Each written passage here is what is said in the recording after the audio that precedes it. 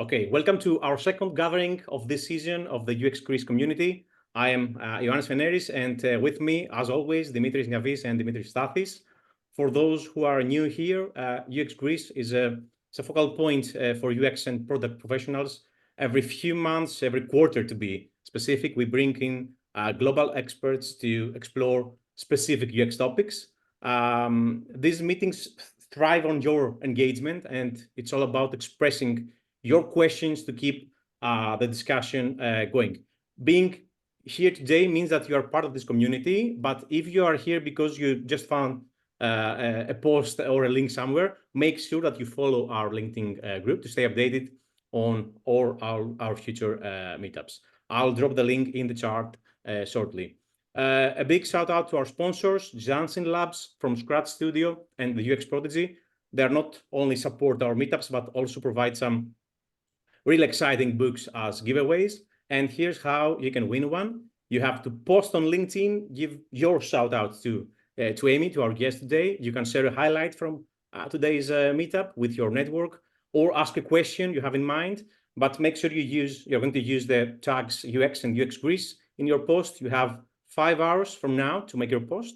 We will gather all the entries, randomly select the winners, and reach out to you directly on LinkedIn. And just a gentle push, as we always do at this point. Please don't hesitate with your questions. Put them in the chat or signal to speak directly with Amy. Your active participation is, the essence of these meetups. This is why we are doing these gatherings.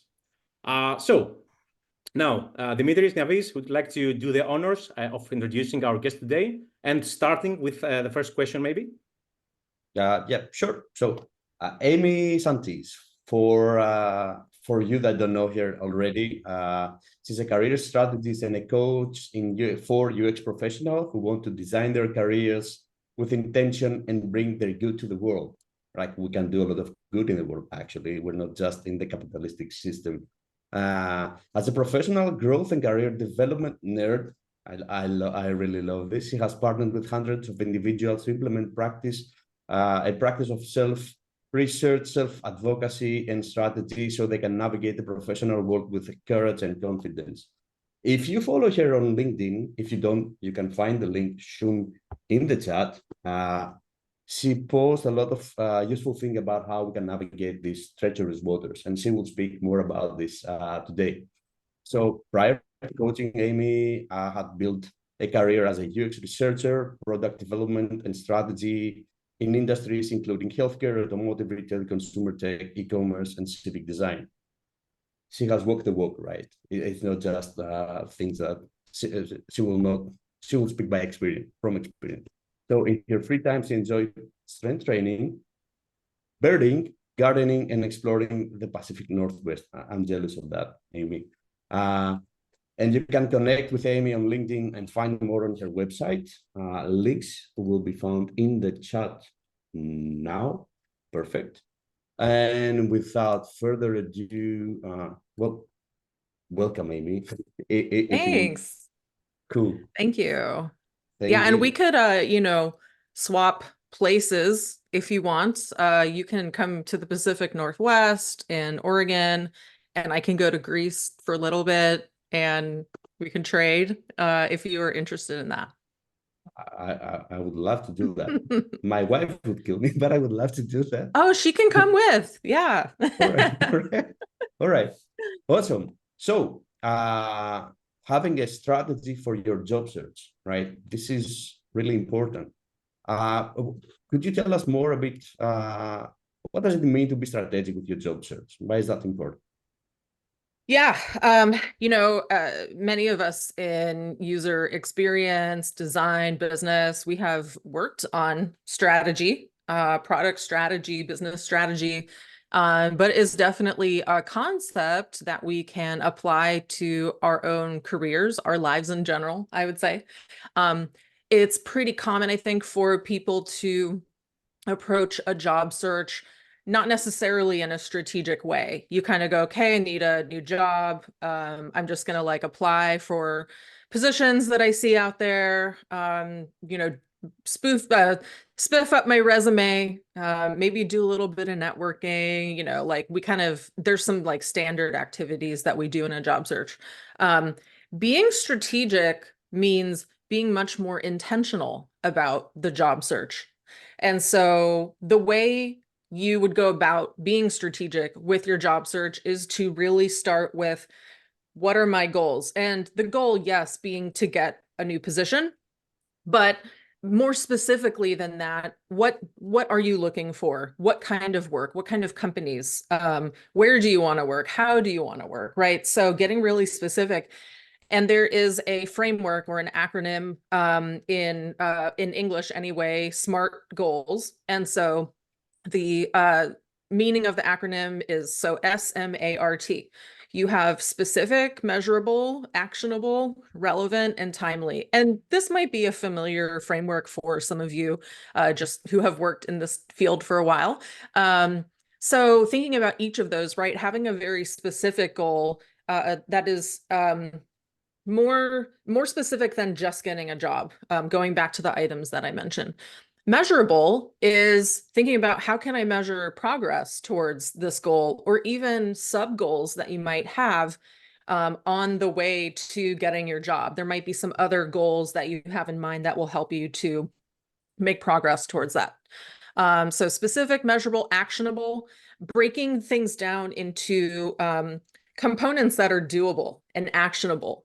And so I do strength training, and I think there's a good metaphor there for, let's say you want to bench press how much you weigh.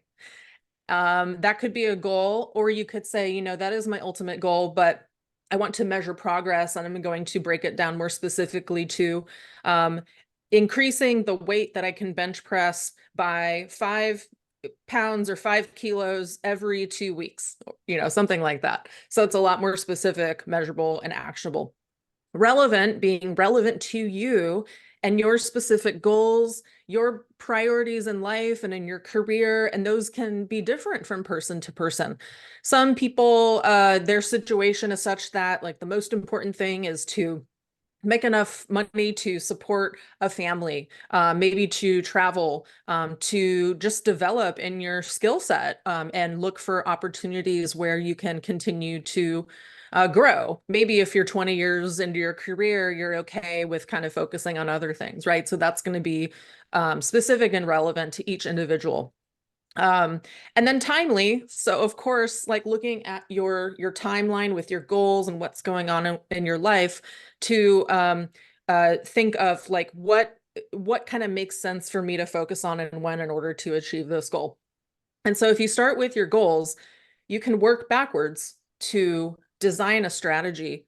And a strategy, if I wanted to define it in some way, I really think it's an intentional set of actions or activities that you want to take towards your goal that all work together in a system.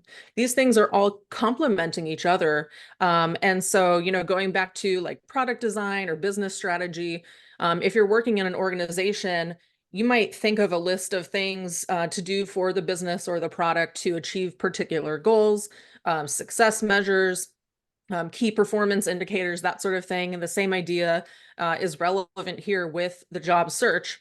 And so that will help to kind of dictate the things that you do and also what you don't want to do. A good example of that can be spending time on LinkedIn. And LinkedIn can be a very valuable resource. You can meet people, you can be part of conversations, you can find jobs. But maybe endlessly scrolling on LinkedIn for like an hour every day, and your feed isn't like really curated, you're not being intentional with what you're looking at, that might not be a good use of your time and effort. And so that's the question, is what is going to be the best use of my time, my energy, my capacity, my money, right? All of these things. And the other part of having a strategy is that you can change your mind when you're looking at the kind of progress that you're making. So say that you are doing a job search and you are splitting your time between working on your materials, your resume, your website, applying for positions, looking for the positions, doing some networking, maybe posting on LinkedIn, whatever it is that you're doing. is this working for me? What do I need to change? Same thing with businesses and products, like looking, say, quarterly at the results of the work.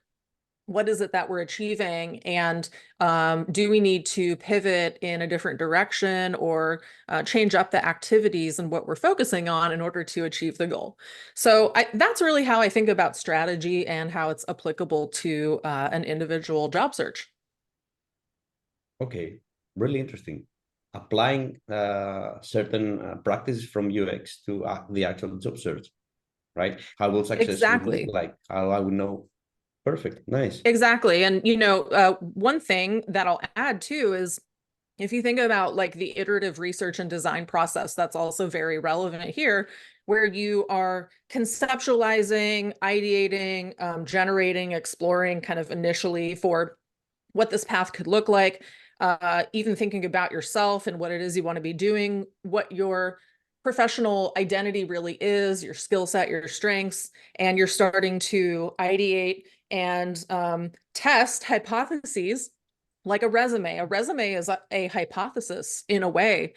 When you put a resume out, are you getting responses to your resume, your applications? Again, what are the success metrics? And you're iterating on that process as you go along. And eventually, things are going pretty smooth and you know that you're doing what you need to do because you're getting the results that you're looking for.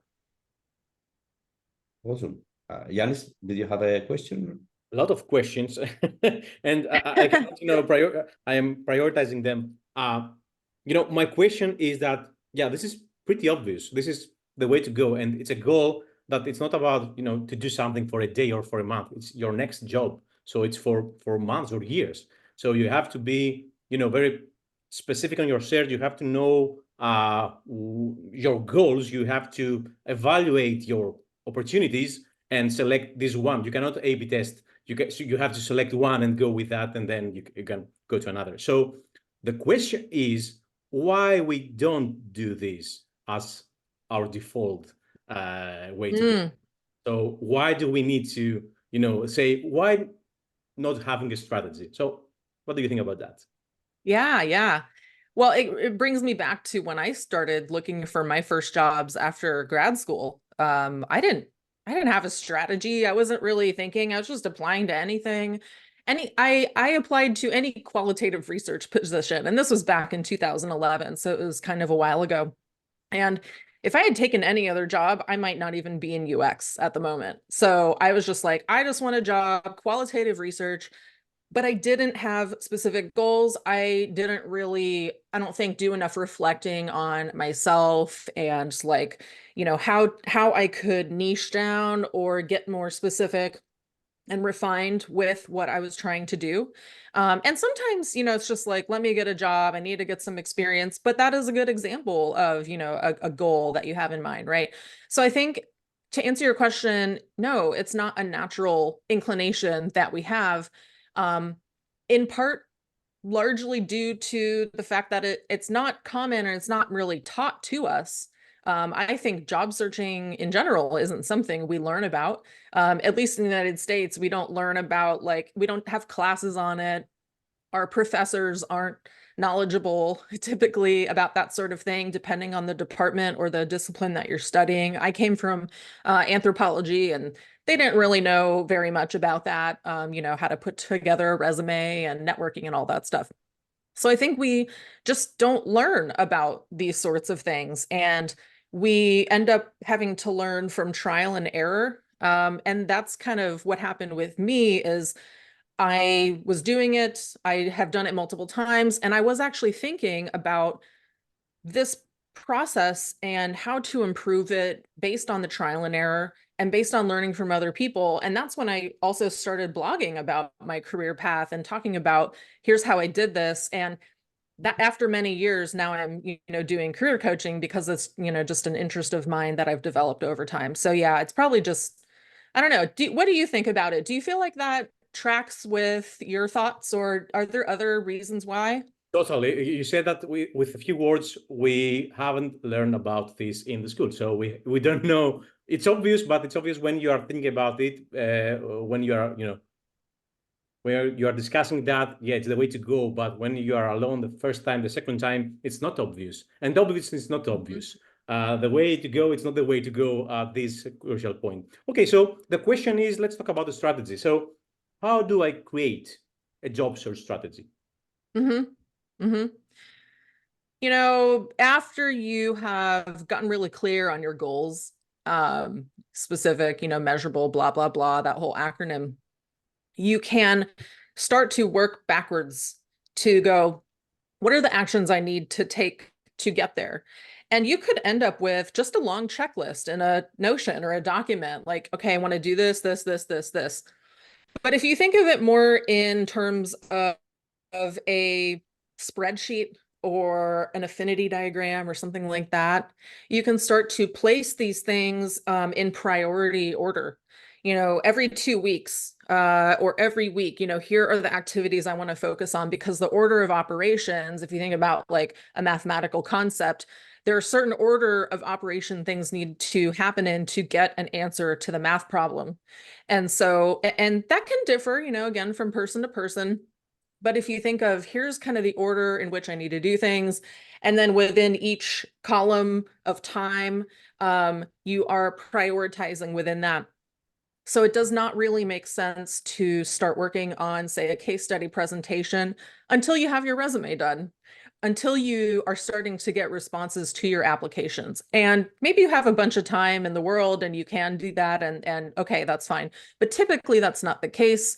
We have busy lives. We might have a job already. So we have to be really careful with our time and our energy and go, okay, what is it that I need to do first?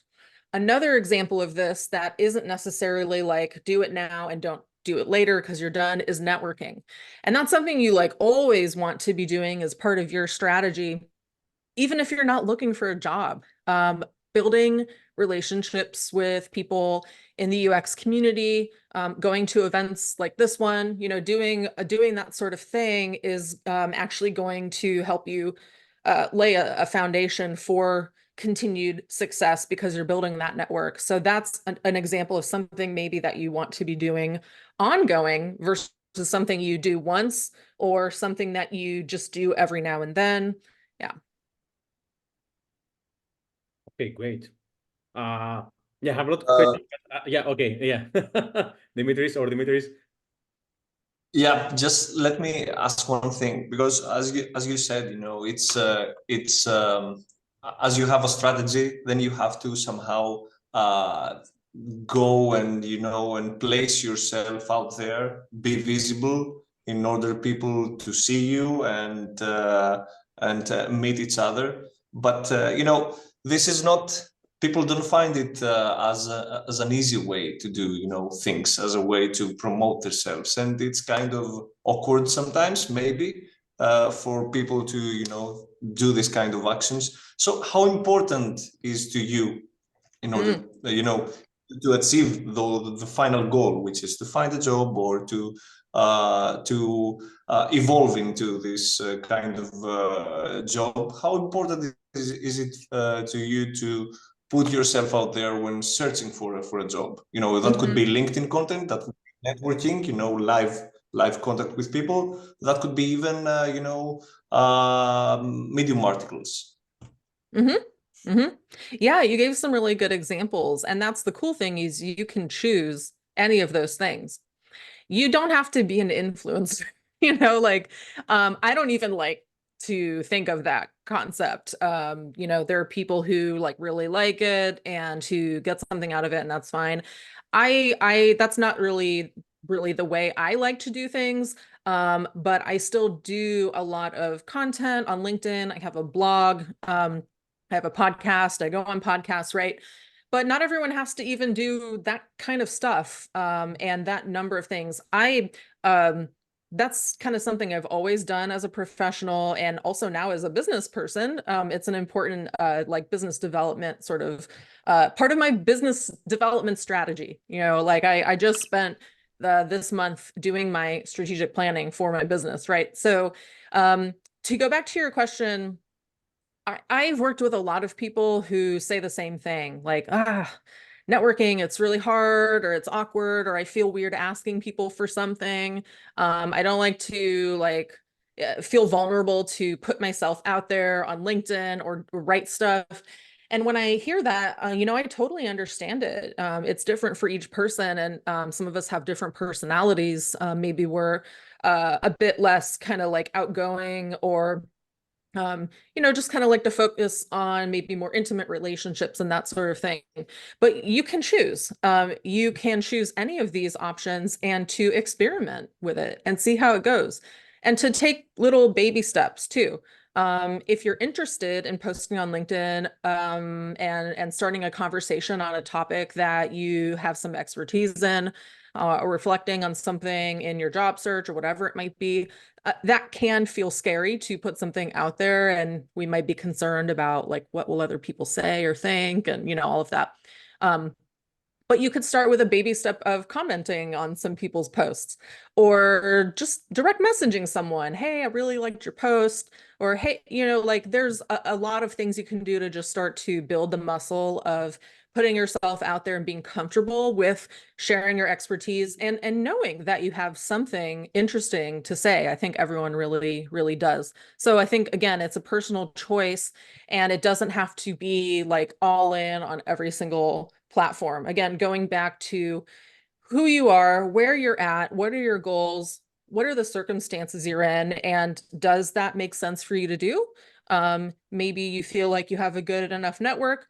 Right now in the United States, the UX job market is a disaster. And so that is going to change, I think, how people start to participate, say on LinkedIn or whatever it might be. In Greece, maybe that's not as much of an issue. I'm not really super familiar. So again, I think it is kind of like a case by case individual choice that you can make based on what you think will help you. Okay. Thank you very much for this analytical answer. So we have Nadine that raised her hand in order to ask a question. Go ahead. Hey, Amy, it's Hi. Hey. I've got a question that I've kind of been mulling over for a while. So, as you know, I'm a content designer / strategist, but my question is, how do you go about looking to break into the field, but within a region where no one has really heard about, what you do, like content design? Mhm. So the minute they hear content, they assume I'm a copywriter or I do SEO. And I'm like, no, that's not what I do. So it is a bit difficult to kind of break into maybe markets and regions which don't really know Yeah. field. Absolutely, absolutely. And that's something that I've been aware of for many years now, given that UX type roles are most prevalent, I would say, in the United States, in maybe much larger countries where there's a lot more people, in places where there's like tons and tons of tech and business and that sort of thing, because that's like really the origin of the field. And then other places having less of a presence. I think this is very true in, say, like Central and South America, and other places. I really see the value of organizations like this in changing the understanding of user experience and all of the different specializations. So content, it could be research ops, design ops, some of these that are less common, right? So I just first just a shout out to organizations like this for having conversations, and I think educating members on how they might talk to and present themselves to other people, businesses, going into job interviews, that sort of thing. I I think it is probably just a slow evolution, really, a slow kind of evolution and growth. And if you are in a city or a country where there's not a lot of stuff going on, you're really pioneering the movement in that direction. And knowing that, yes, it's like, what can I be doing? What can we be doing as a community organization, as a small network of content people in Greece to shift the needle?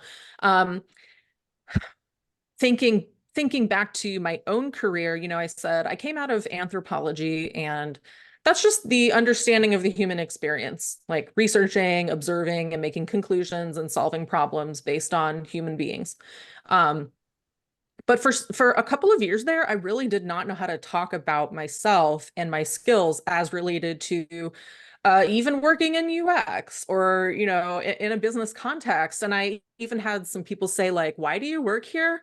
At an insurance company. That was in my first job, a big insurance company, very well known in the United States. And I wasn't very good at answering that question, actually. I said, oh, you know, like I can do focus groups and interviews, and like I'm an anthropologist, and I just, you know, oh, like they would assume that, or I would assume they know what I'm talking about and why it's valuable. So it did take me some time to kind of figure that out for myself. And part of it was being part of groups, reading, learning, and getting much better at that over time. And something that took me, you know, a while to think about is like, what is my professional story that I'm telling? How do I talk about my skills in a business and design language, right?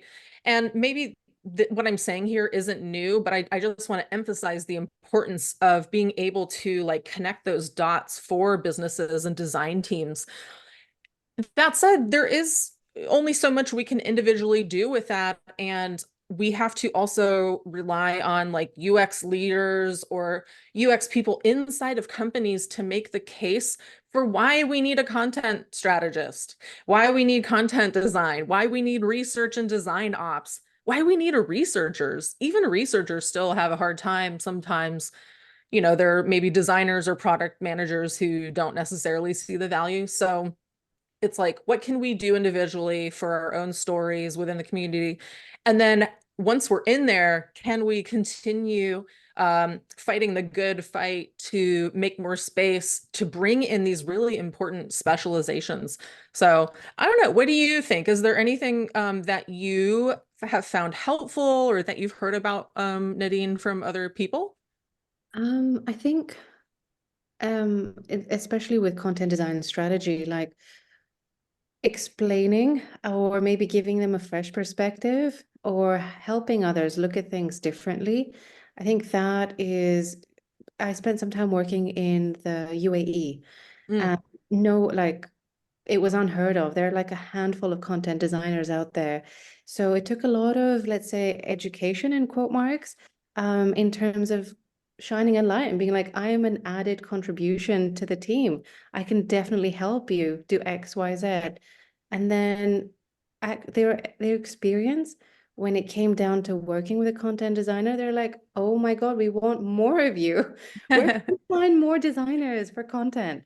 So I think they kind of saw the added benefit after the experience. So it took some time to get there, to be honest. The proof is in the pudding, as Yeah. the saying goes, right? Like the evidence of that. It's funny though, if you look at the US right now, again, the job market is fucked up right now. It is really bad.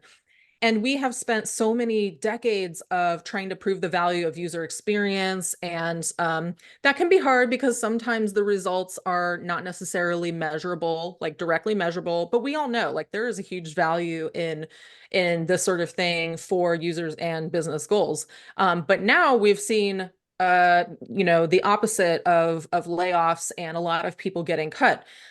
And when I see that, I see some people say, well, we haven't proven our value enough. At the same time, I don't think that's correct because we have tried every single possible thing. And the layoffs, in my opinion, even though they might be cutting like the non-essentials, like we're not building the technology, therefore, like we're non-essential, right? We as in UXers, I forget where I was going with that, but yes. So the point being that we have shown the value. Some people say we haven't shown the value, but it really comes down to the organizations that we're in and how they're defining value, how they're measuring impact, again, which can be hard for certain functions. And so I would say, you know, when that sort of thing happens, it's important not to internalize it as like UX not being a valuable contributor to product. But as we can see, something the opposite of all the growth we've seen can also take place for many, many reasons. So it will be interesting to see like how things continue to evolve given all of the changes that have occurred. Cool. I make a couple of notes. So you actually talked about how do we position ourselves, right, in order to create a strategy and start applying for jobs. Could you tell us more a bit? You also mentioned the layoffs, right? So Yeah. what if someone has been let go, right, laid off? How would you suggest they present themselves? Or if they have a gap, like maybe a maternity leave, or something like that, what would you suggest we should be focusing on? Before I answer, very briefly, how are things going in the job market in Greece right now? Terrible. Are they? Okay. We're following the trend. Damn. Like Okay. you touched a couple of points of why this is happening, amongst other things, but this is a different podcast, or we can stay after this topic and discuss more about it. I'm gonna be silent about it. Yeah, I was curious because I'm really not super aware. I imagine there is like a cascading effect given the centralization of tech and business in the United States and other in European countries and that sort of thing. But anyway, I was curious. But yeah, and in terms of positioning yourself, in my mind, a designer is a designer is a designer. A researcher is a researcher is a researcher. Content, developer. And when I say that, I don't mean all of us are exactly the same. I mean that there are core skills that are involved in these different roles that all of us have at this level, right? And maybe we bring some other stuff into that. So if you go, okay, maybe many of us have the same technical skills. What is it about my particular background, my story, my training, my perspective, industries that I've worked in, types of products that I've worked in, lived experience, cultural stuff, right? You start to think about how can I position myself in a way that helps to make me a bit more competitive in the job market versus someone maybe who presents themselves just as kind of a standard researcher, standard designer, visual designer, interaction, product, whatever you are. And so when I work with clients on this sort of thing, I try to help them understand like what are those unique differentiators, those unique qualities. Oftentimes, it will have to do with training. So perhaps a researcher has come out of a social science, or perhaps a researcher used to be a designer and then they moved into research, right? So there are things like background, training, different roles that you've worked in previously. Maybe you used to be a front-end developer and you moved into design, right? So if you can kind of look at that stuff and showcase how that is relevant or distinguishable from other people. It can be certain types of, again, industry experience or product. So, if there are people who kind of got on the AI and LLM train maybe a year ago, and they've gotten some experience in that and kind of are on the cusp of that technology. Maybe they've designed for some things, maybe they've done research on it. That will make them more competitive when looking at jobs that are working on that type of technology versus someone, say, who just worked on e-commerce. So industry, it can technological platforms. So, maybe you've done so much stuff with wearables or augmented reality or virtual or, XR, that sort of thing. It can also be, of course, tenure. There's other sorts of differentiators that are more common. But what I would do is start to do an inventory of like everything professionally and pinpoint the stuff that makes you special. And then think about how to position yourself by like infusing that information into your story. And your story shows up within a system of different touch points. Like if we think about a journey map for a user or a customer, there's different touch points along the way from from the start point to the end point, different places where they might interact with a company, different needs and goals that they have along the way.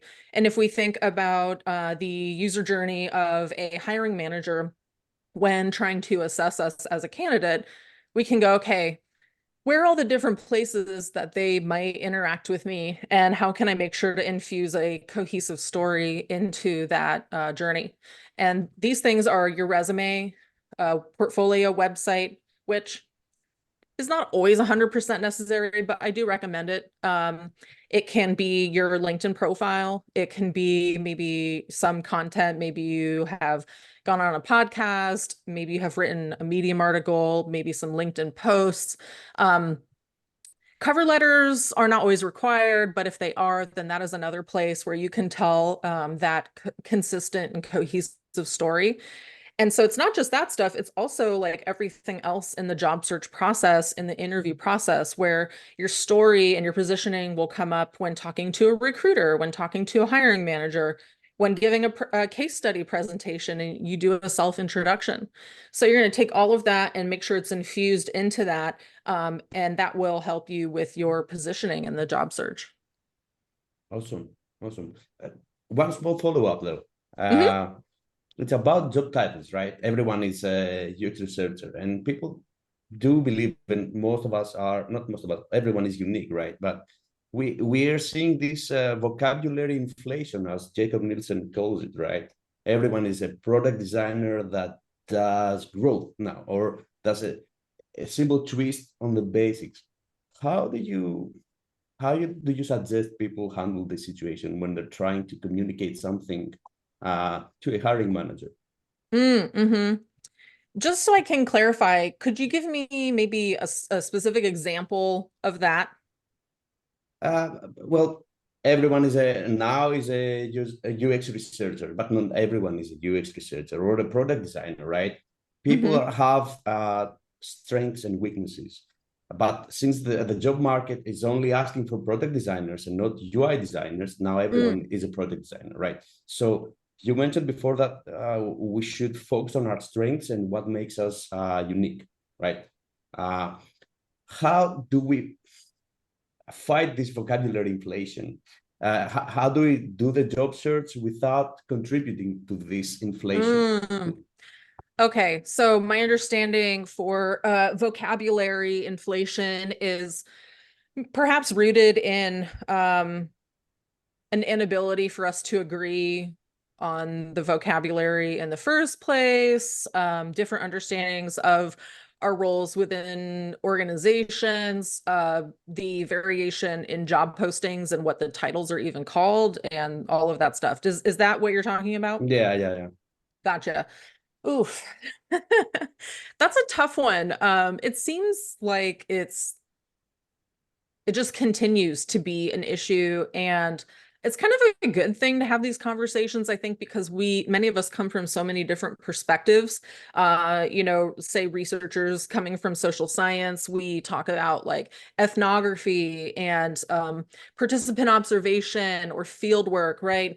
And then you have someone maybe who comes from market research, and it's like, IDIs, like one-on-one interviews, focus groups, like all these kind of different ways of referring to different methodologies. So that's just an example that comes to mind. I think it's a natural result of the different backgrounds we have, the different ways we were trained, the different perspectives. If we come from like a program that's HCI or UX design degree of some kind, right? We're going to have different language and terminology, right? So I think we just have to acknowledge that there's going to be some variation with that, and we have to like do our best to try to communicate with each other, right? Now, when it comes to the job search and presenting ourselves, the immersion into this world and field as much as possible to comprehend the different ways of talking about our work, I think is important. We have to have an awareness of the variation and, as you put it, perhaps the inflation of different types of titles that may not like reflect exactly what someone does, but it is the way that they're going to find a job.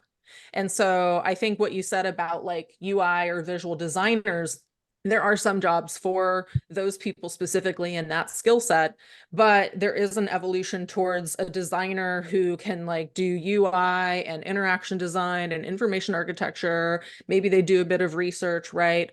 So I think just being aware of this stuff, being aware of the terminology, being able to communicate, connecting the dots or using the terminology that is reflected, say, in a job search. I think those are all important things that are kind of annoying and a pain in the butt to have to do, but are kind of essential.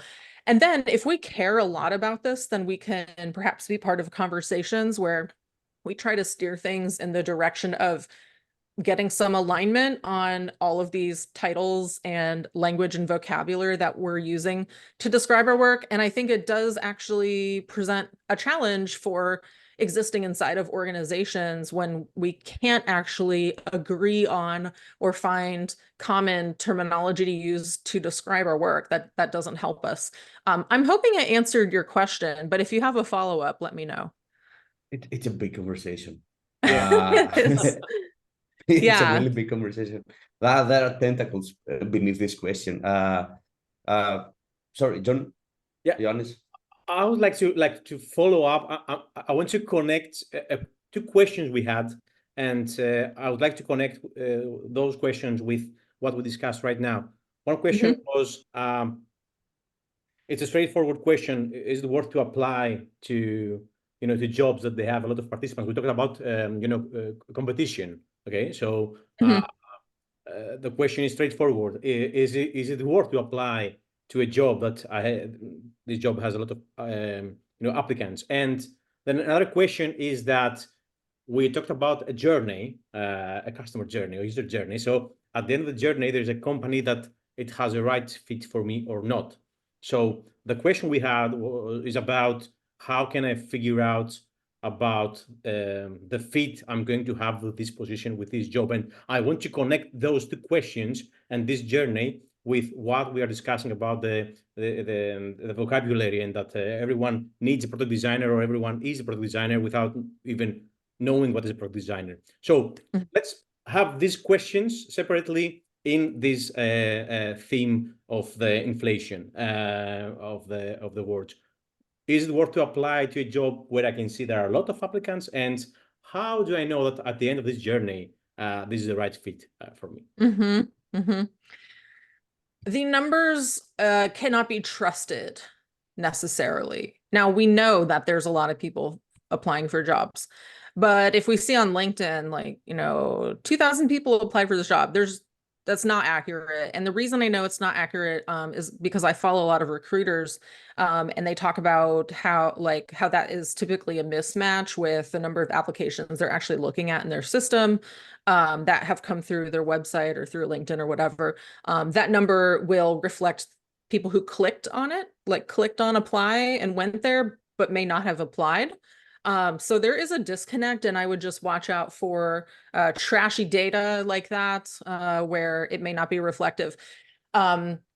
So is that kind of what you might have been referring to when seeing like a lot of applicants? Yeah, it's the number you see and you say, okay, I'm one of the 2,000 applicants. Is it worth to, start this journey? So it's the start of the journey, yeah.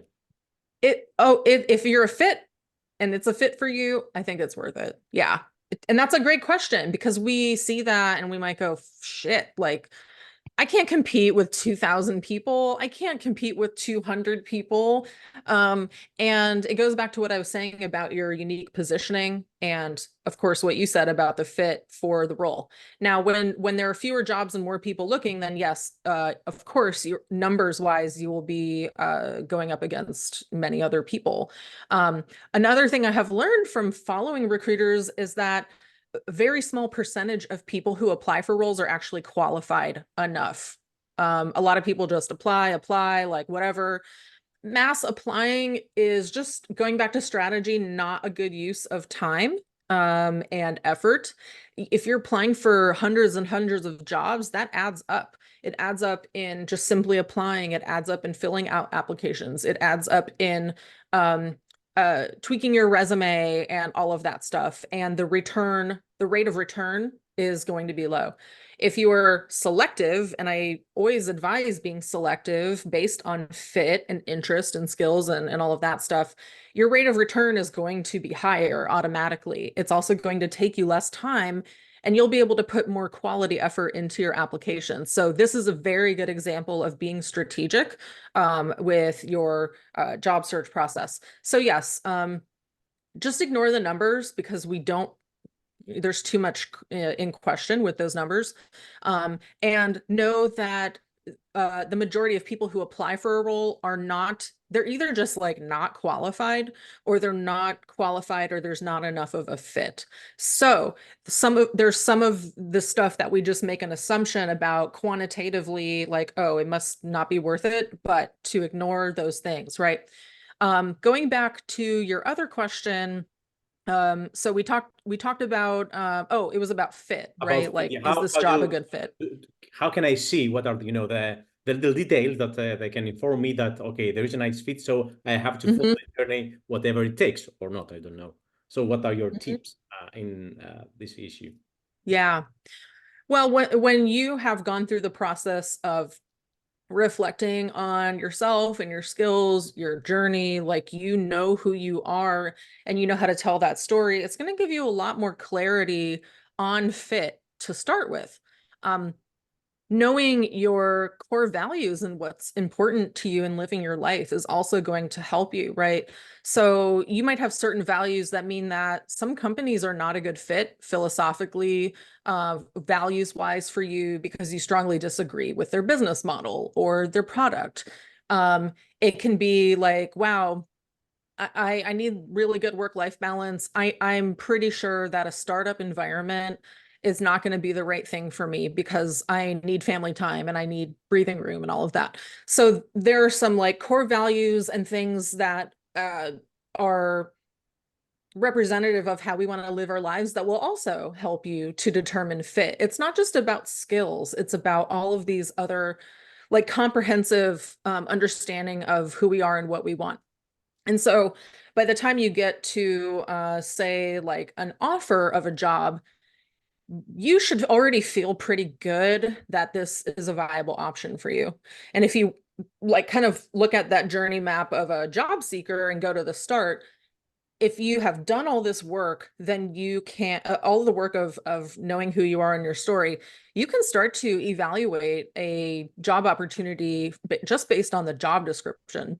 Now, it might not be very well written. It might not be fully comprehensive. You might have some questions. And if you feel like it's a good enough fit to start exploring and apply, then yes, you can move forward. But there might be some things at that point that you're like, this is just going to be a waste of time and I shouldn't bother. And you can do that at each point in the process. So you can do that maybe when connecting with someone who works there. Hey, what is it like to work there? Having specific questions for them at the point of the conversation with the recruiter. If you say, like, what is the position offering for the role? And they say, well, it's 80,000 euros or 50,000 euros or whatever it might be. Is that enough for you? Like, is it worth continuing the conversation, even if you are a good fit skills wise? If the money isn't sustainable, then don't waste your time. And so that can happen through each subsequent interaction, conversation with a larger team. Maybe you come to learn that the collaboration model or the role of designers or any kind of UXer isn't very strong in the organization. Okay, then make a decision at each point in the process. So by the time you get to the end, you're not like wondering. You're like, okay, this feels like a pretty strong fit. I have a few other things that I need to know to make a decision here. And the more aligned we are with the position and all that stuff that we care about, the better it's going to be once we get in there. And I mean, technically, you could leave at any time if some surprising thing comes up, but you're going to want to avoid making assumptions about the role, about the manager's work style, like all of that stuff. Knowing too that there will always be some risk, like you can't find out every single thing, but you also you know, you should also know that you have the power to ask questions, to ask for more time. Hey, I would like to speak to the product manager I will be working with directly. Like if you're going to work with a PM, and sometimes we don't always get along with PMs or they don't care or whatever, have that conversation and just get a vibe check and get an understanding of that. And know that there are things that you might also need to compromise on, especially in a challenging job market. So does that answer your question? Yeah, it does. And I can recall like a question I get a lot, like, is it okay to ask this kind of questions in a process, the one you mentioned, or am I going too fast, or am I giving like the signals that, you know, I'm not, you know, I cannot handle myself, so I need answers now. So these are bad signals. So I can hear the answer. It depends, but I have to ask you: is it okay to ask this kind of questions, showing that you want to hear more, to learn more? Because I'm actually checking, evaluating my fit. What's your opinion on that? Yeah, you know, if we, part of it is like we have to have the confidence to ask the questions and to be and know how to phrase it and to be specific enough to know that we deserve answers and information. I think a lot of us are like, I'm too afraid to ask a question about this or that. Like, I don't, you know, there's some fear there, maybe some confidence challenges that need to be worked on. So that's part of it.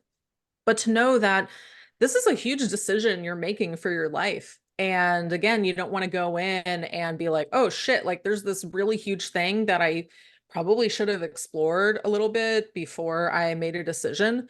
And now my life is a living hell and I don't want to work here, but I'm gonna have to go through the job search again, right? So like there's things that you want to like kind of proactively prevent as much as possible. But yes, on the topic of questions, think about the most effective way to gather your data.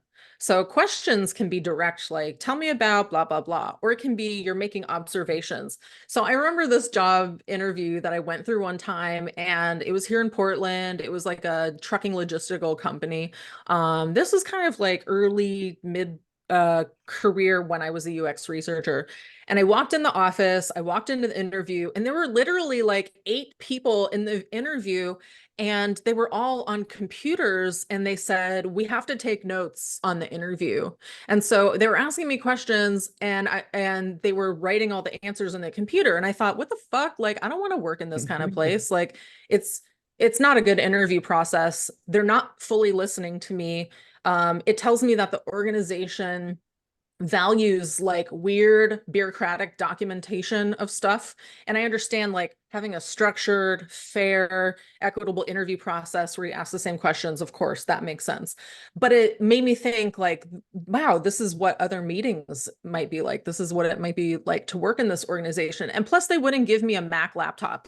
So they said, you have to work on a Windows laptop. And I just, you know, that was like, that's, you know, stuff like that, right? I think that could be indicative.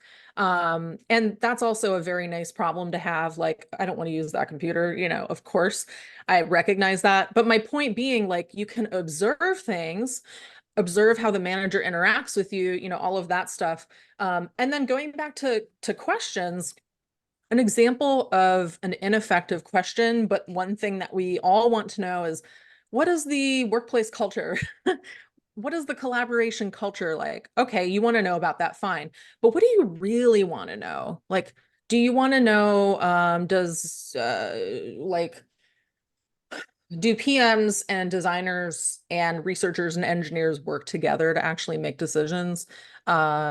Is research seen as like a service, or is content? I know content and writing is often seen as like a final like add-on checklist, like, you know, maybe not involving content people in the times and places where they need to be involved. And so if there are things you want to know about specifically, then you want to ask very specifically and not leave it open to like an open-ended question that can be answered in a very generic, vague sort of way. And as we know, as UXers, one way to get good data is to ask about experiential sort of questions and examples. So if we're doing user research, we don't want to ask someone like a very broad question about their opinions about something. We want to say, tell me about like the last time you went through the process of planning a vacation. Like walk me through the process end to end. And then you kind of listen and ask them probing questions as you go along, right? It's the same thing in these conversations where you might go, okay, I want to understand like how UX fits into decision making. All right, I'm going to ask the hiring manager or someone on the team. Can you tell me about a recent example of a product that got shipped and how everyone worked together to achieve that? Okay, then see what they say. So being really specific can help you. Actually, you are Or so interviewing, the other side. They're interviewing you. You're interviewing the other side. So yeah, thank you for your answer. Yeah, Dimitris. or you can find signals, as Amy mentioned. Like, Yeah. for instance, they're using this crappy Workday ATS, right? That's a no for me. If they treat you like that when you start dating, flirting, imagine the hell Yeah. it's gonna be if you're in there. It's like dating. It really is. As someone who is trying to date on these stupid apps, it's like you can only know so much. And then how does the conversation go? How does the first date go? Like asking specifics, how are they to interact? It's the same thing. And although I will say Workday, it's used by so many people and it is crappy. But if you're in a position to be like, yeah, they use Workday, or like just what's the interview communication like? Like, are they on top of it? Do they get back to you? Like, exactly, those signals are really important to pay attention to. And since the I don't know, ATS was mentioned, right? This is a huge problem because there are a lot of them, and most of them, if not all, are kind of crappy. So how do we, what do we use? How do we get past the ATS? What's going on with that? Any advice there? Okay, I'm going to tell you something that might blow your mind, which is there is no such thing as getting past an ATS. An ATS, and I know this from following a lot of recruiters and doing my own research into it. An ATS is a applicant tracking system, and that's all it does is it tracks your application. Yes, there are some features in there that may or may not be used for, say, like ranking your resume based on pulling out some relevant keywords that match, and oh, your resume is an 80% match or whatever it might be, right? But an ATS does not make a decision about your application. It's always a human.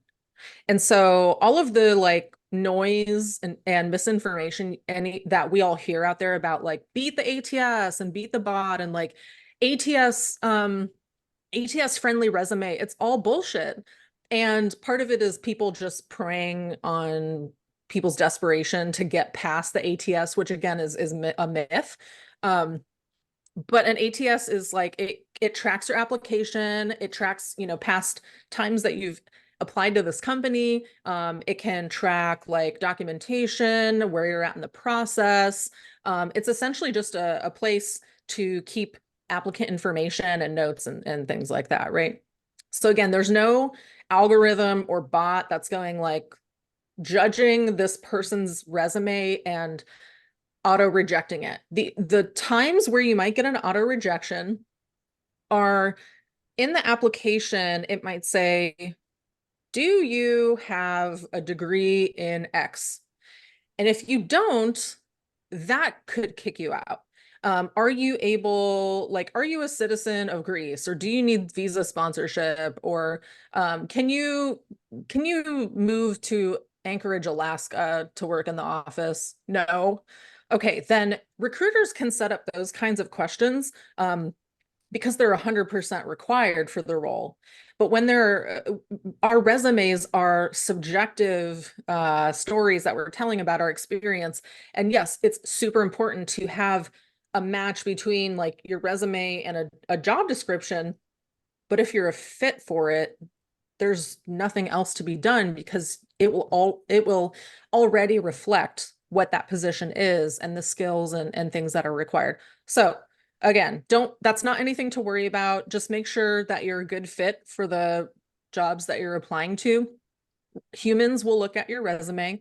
Yes, you can get kicked out or a rejection if there's something that you don't meet up front, because that makes the process a bit more efficient for the recruiter. But other than that, just, you know, having a good resume and a good story is what will get your resume reviewed by a hiring manager. Thank you.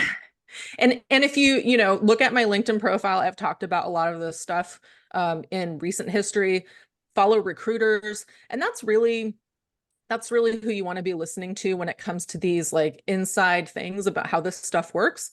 Like the thing about like number of applications, ATS, you know, any of that stuff that's out there and being discussed. Unfortunately, people repeat misinformation, and not necessarily maliciously or with bad intent, but it's just because it's the thing that's discussed. So yes, if you would, I do talk about this kind of stuff a lot, and if you'd like to learn more, follow me on LinkedIn and check my blog where you can find some resources on that.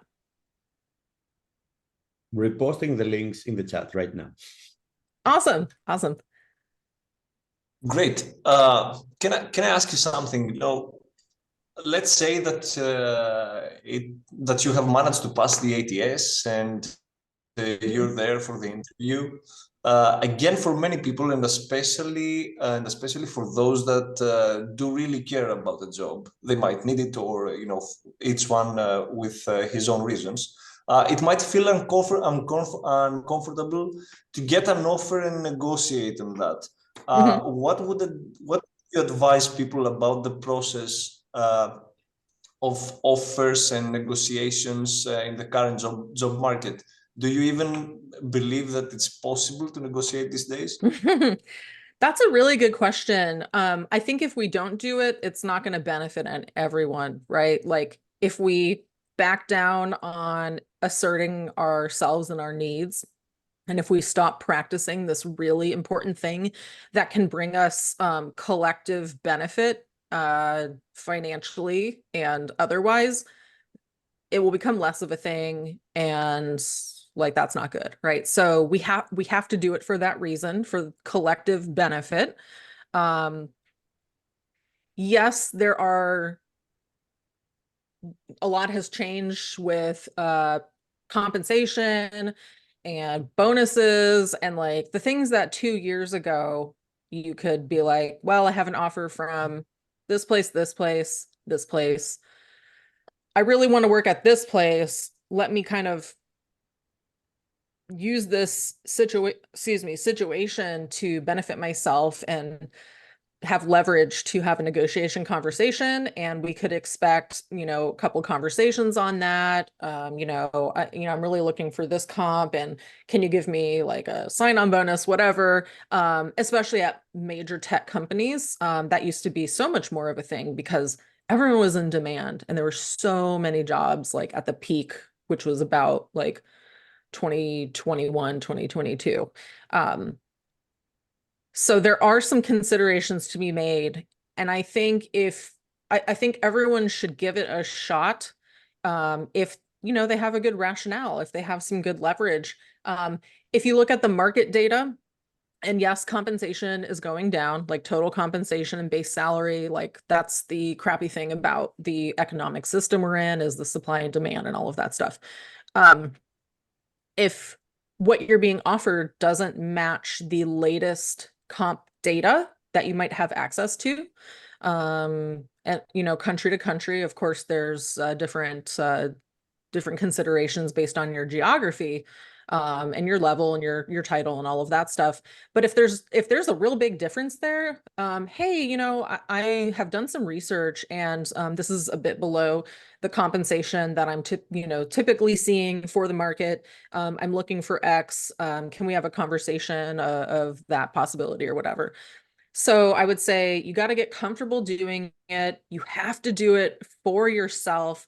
You have to do it for your community and your comrades. Okay, that's a really important thing.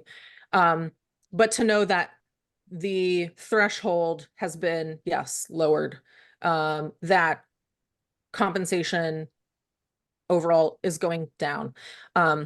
If you do have, the more leverage you have, the more ability you have. Now, all of that said, it's really important to have this conversation up front. And that's something that has been shifting, at least in the United States and probably Canada and maybe some other countries, is because of compensation transparency laws going into place in many states here in the United States. Compensation has to be posted on the job posting. And sometimes it's a range that's so big, it's like, what even is the answer? And sometimes it's very specific, 80,000 to 120,000 base salary or whatever it might be. And that's kind of broad still, but that has benefited all of us, because then we don't have to have this like awkward conversation later or even in the beginning, right? Like it still will come up, but it can help right off the bat, like, is this even a viable salary range for me? So that's one thing I would say is helping to shift the conversation to make this less of a taboo and a way to kind of exploit people by making them feel uncomfortable with asking for what they deserve.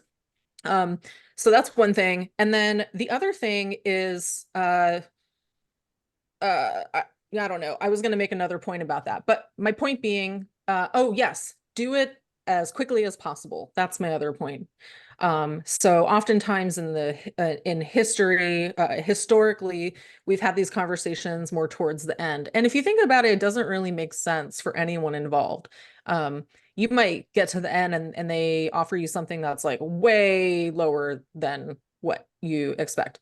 But if you can have that conversation up front, even if the comp is not posted in the job description, it's better to get it out of the way. And there's different ways to handle that. Again, in Greece, maybe this conversation looks different. Maybe there's certain cultural norms that are different that you're going to have to consider. But, if you don't know the comp, bring it up. Just say, I'm curious about what the budget is for the role, or I'm curious about what the target compensation is for this role. Oh, we're looking at, this range, or, oh, we don't know. When they say they don't know, that's typically not true and a little sketchy. Or they might ask you, what are you looking for? And you can just throw it back at them. I'm looking for something market rate. What is the budget for the role? Try to help normalize the conversation. Know that it's okay.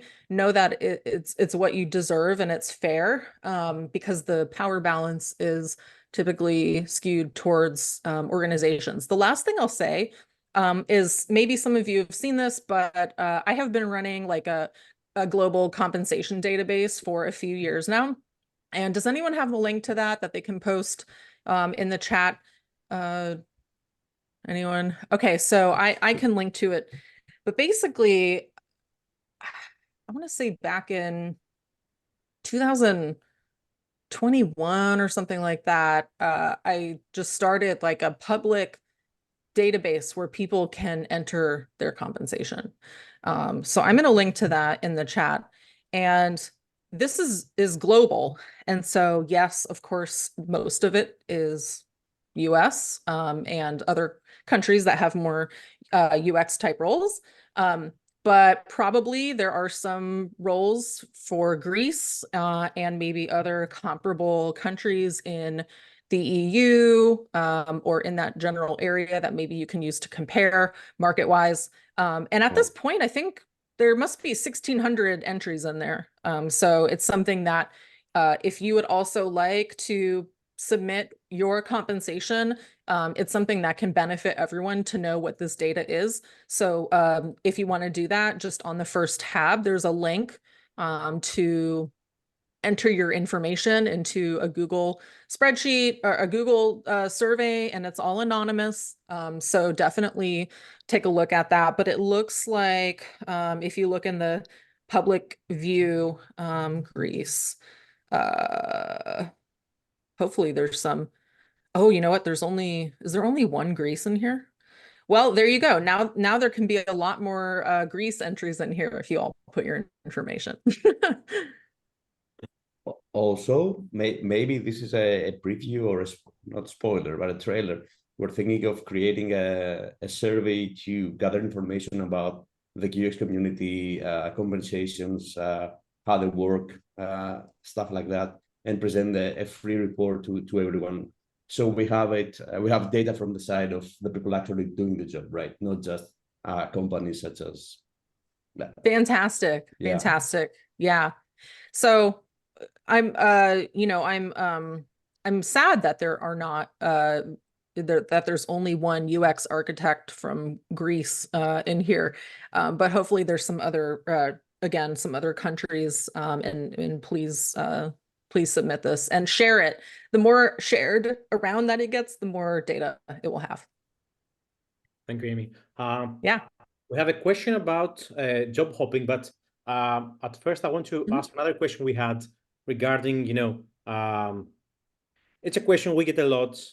So the question is, okay, I know the market rates and the role rates, and I saw your spreadsheet, Amy, and I can find my country and see, what is what are the ranges. But I'm getting a lower offer than I want / need / expected. So what do you suggest me to do? If you had that question from a person, what would be, your answer, not your answer, your ways of thinking this question in their mapping, their journey mapping, in their strategy? Yeah. If you're able to, again, find that out ahead of time, that's best. Have a conversation up front and see where it goes. But let's say you can't do that for some reason, or you haven't done it, and you get an offer.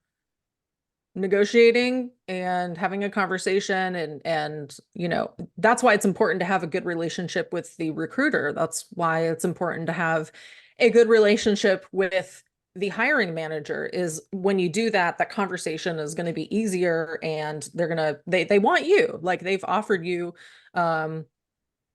this role. So that's one thing. Like, keep in mind that you have some leverage and power if you are offered the role, and bring that with you into the conversation to ask for more. Now, that said, yes, like if comp is going down, generally speaking, we're going to have to assess, like, okay, how hard is it for me to get a role? If you're like a rock star in the field, maybe it'll be less difficult. You can, ask for more, whatever. If there are few roles and a lot of people looking, you'll have to ask yourself, am I willing to compromise on this? If the job overall looks really great, if it meets my other requirements, if there's a good match with core values. Can I use this as a stepping stone? So let's say you take a role, it's 20% decrease in salary. Like, okay, fine. Can it continue to help you build your skill set? Is it going to give you like a competitive advantage when the market like starts to pick up at some point in the future? So like, think there's a job search strategy, and then there's a career strategy where you're kind of thinking about like, what is important to me right now? What do I need to prioritize right now? What is the future that I have in mind, and knowing that stuff will come up and happen that we cannot predict, right? Like the tech layoff stuff. I didn't predict that. I don't know who predicted that. Probably like select few people who are making those decisions. But yeah, I think it's just a matter of like knowing what's most important, and if you're okay with sacrificing pay a bit, then if it meets your other requirements, then to know. And you don't want to take a job that you're going to go in on day one and feel not valued because you aren't being paid as much as you really deserve, right? If that's so important, you don't want to go into that job and kind of set yourself up to feel that way. And if you do, maybe it will just require like a very like a shift in your mindset of like, my pay is not reflective of me as an individual. It's reflective of the market right now. We live in stupid capitalism. This is kind of how it goes. But if we go back to the communal benefit of negotiating, compensation transparency, supporting each other, that is going to shift the conversation. And unionizing, that's another one that will like shift the conversation and shift the culture and our power gradually and slowly, but it is, you know, a big benefit communally when we practice these sorts of things. I feel like we need to add to the conversation about compensation. It's not just monetary, right? Because there are a lot of things that the company gives you. You mentioned career development. Like if you go somewhere and you're gonna learn a ton of stuff, then you can jump to a better, let's say, organization, or you can switch jobs to something that you love to do more. That's a thing as well. Also, days off, right? Flexible time, remote. How do you imagine your life would be? You mentioned all this stuff. Let's not stick to the monetary things, because we're getting paid for like budget for training, right? Yep. MacBooks, as you mentioned before, right? Not an Acer or something like that. Mm-hmm. Yeah. Exactly. What's the total comprehensive situation you're going into? Yeah, can you work at home? Mhm. And you know, like, what does that mean for your day to day? Wink, wink, you know? Yes, like what are the perks, and thinking about what it is that you really care about, and knowing that the future isn't predictable, but if you are kind of taking the reins on your career and your life and doing your best to be strategic about it, that you're doing what you need to do to continue moving forward and moving up and having the life that you want to have. And also negotiate on that and ask what you want, right? Mm-hmm. Like Mm-hmm. I had a discussion with a recruiter, and the whole thing is, if people don't ask about things that they want, like it's just you're the weird one that wants something. But if more and more people start asking for doing remote work, before the pandemic, right? We managed, you mentioned unionized, but we managed within a company to say, okay, this is what we want, we're all asking, and they said, fine, now you can do it. But we had to go through through all the steps. Mm-hmm. Mm-hmm. Yes, there's proof and evidence out there that having these conversations can lead to something. And then sometimes they're just like, nope, sorry, you can quit if you don't want to be here. So that's, you know, that's another possibility as well. But yeah, it's a great point. Amy, one Awesome. question. Dimitris, yeah, please go ahead. I don't just wanted to we have a link with some resources from Amy. I'm gonna post them in the chat. Any questions for Amy? Anything that stood out for you? We have a question from the audience from Teresa. She asked me to share the question to you, Amy. It's about job hopping. So what's your opinion, your point of view regarding job hopping? You know, back in like 40 years ago, we could just work at one place our whole life and retire with a pension. And at least in the United States, it's like, you know, you are rewarded with your loyalty to a company, and then you get like a watch or whatever the fuck, and you retire when you're 65, and that's it. That's not how work is anymore. It's like tenure at companies gets shorter and shorter and shorter over time. And we know why, because some companies suck and we want to quit. And we gain more money. Historically, we can make more money by going to another company because our current one doesn't give us a raise. There are layoffs. People have a baby. People have to be a caretaker. So if you look at the reality of our life experiences and our just jobs and companies, that's how it is now. And it's like the other topics I discussed, where it's shifting the conversation and normalizing gaps of work. And there are still people out there who are like, oh, why did you have a gap? And it's really none of their fucking business. Like, if you think about it, it's not relevant. They might make assumptions right? They might make assumptions like, oh, if you were out for a year, then you've lost all your skills. Like that doesn't make sense. Maybe there's something you want to catch up on, but like, ultimately there are people who have a bias or assumptions, and that's not fair. Like that's absolutely just an unfair thing, but it's going to happen. And maybe that's just not a place that you want to work at if the hiring manager is like questioning that stuff, right?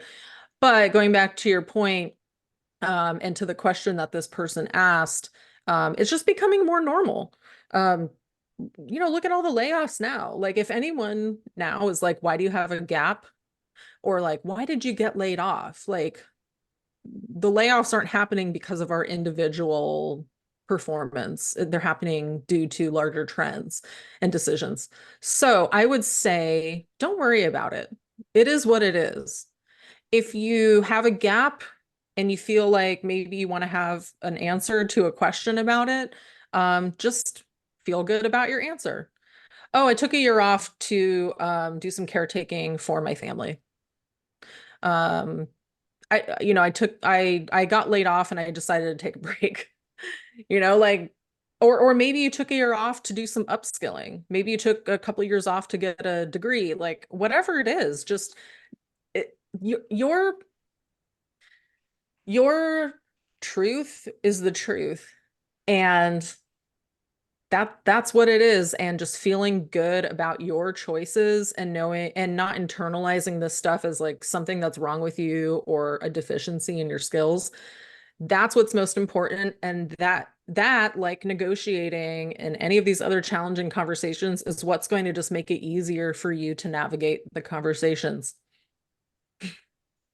Yeah, you have to build trust. So your confidence, your story builds trust. So yeah, be you and say the reality there. Yeah. Is it that bad though? Like if each of us could take 6 months off, like if you had the money in the bank and you didn't have to work for 6 months, imagine how good this would be for your soul, right? Right? Yeah, we have to take care of our souls. And it's really hard in this system. Like we shouldn't have to do any of this. We shouldn't have to like worry about compensation conversations. We shouldn't have to, and it is what it is. And some things are getting better, some things are, getting worse, it seems like. But yeah, like we have to take care of ourselves. And that's why I'm really glad, even though a lot of crappy stuff is happening right now, there are things that are shifting in cultural norms that are positive. Mm-hmm. True. Do we have any questions for Amy? Like we went off our time, and thank you so much for staying with us and keep answering the questions. Any questions? Last question for Amy? Anyone? All right. Dimitris, any question from your side? Any last question? I'm 100% covered at this point in time. This has been great. I love talking about this stuff, and it's not just like, here's how to do your resume and here's da da da. It's like there's a bigger conversation here around our like mindsets and what's going on, bigger picture, all really important topics. And thank you for inviting me. I think this is my first international thing. I think maybe I did something for like one other place, but I don't often get to chat with, other countries, people in other places. And I know there's some variation here, people in Greece and also other places. So that's really awesome. And I would love to be there one day. I will. Just one day I'll actually come to Greece. Let us know if you want. You're gonna be our guest. Thank you. Thank you. I will let you know for sure. And yeah, thanks again for the invite. This is a great start to my day. It's 11:30 a.m. I can go have some lunch. I have some good energy now. So thank you. Perfect.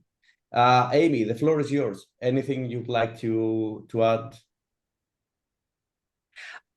I guess find me on LinkedIn. I post stuff about UX and these other larger topics we've discussed. I have a newsletter.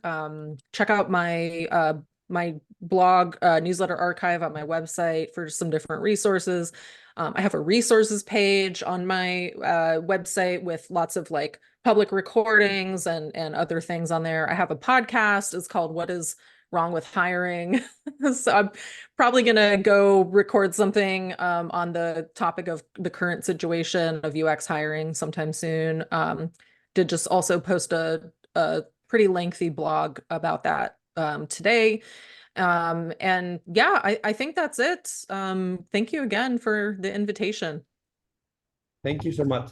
We have posted, Amy has prepared some resources for us. I will post the link again in the chat. And Yeah, thank you so much. A big All applause. right, You've been cool. great. Thank you very much. We're grateful for your valuable contribution today. A lot of tips, a lot of different ways of thinking strategically, which is something great to discuss. This is always a hot topic, but these days it's even hotter, to discuss about those, job search activities. So thank you once again. We are very happy to have you here today in this community. A big thank you to everyone who participated in this discussion in any way, by giving questions, by asking follow-up questions, by sending comments in the chat or in direct messages on such a crucial topic. There's still so much to talk about, so let's continue our discussions on LinkedIn and keep the conversation alive within the community and with Amy. And while you're there, so that's a connection, don't forget, not only you can raise questions and start, discussion topics, but you can also have a chance to win some fantastic books today, thanks to our sponsors. Just make sure to use the hashtags UX and UX Greece in your post within the next 3 hours, and we're going to take all the responses and have some winners and find you directly on LinkedIn. Speaking of sponsors, let's extend our thanks to Zansi Labs, From Scratch Studio, and the UX Prodigy. Thanks again for being with us in another meetup. Everyone, do check out their incredible work. Also, make sure to follow the UX Greece page on LinkedIn for updates on upcoming events. And of course, follow Amy for all of these wonderful tips. And if you haven't heard, we have a special UX Greece meetup on February 14th. We're going to have with us Jacob Nielsen. Yeah, that's right. It's a unique chance to discuss directly with Jacob Nielsen, an opportunity you surely won't want to miss. It's in about 3 weeks. 3 weeks, a special event. So we want to have you. We want to have you with us in a. I think it's going to be a very large meeting and a very large discussion. Bring your questions. That's a wrap for today. Amy, thanks again, and everyone. We look forward to seeing you in about 3 weeks. Thank you very much. Yeah, thank you, Dimitris, number 1 and 2, and Ioannis. It's so cool that you do this group. Thank you very much. Thank you so much. Good night, everyone. Or good day. Bye. Bye-bye.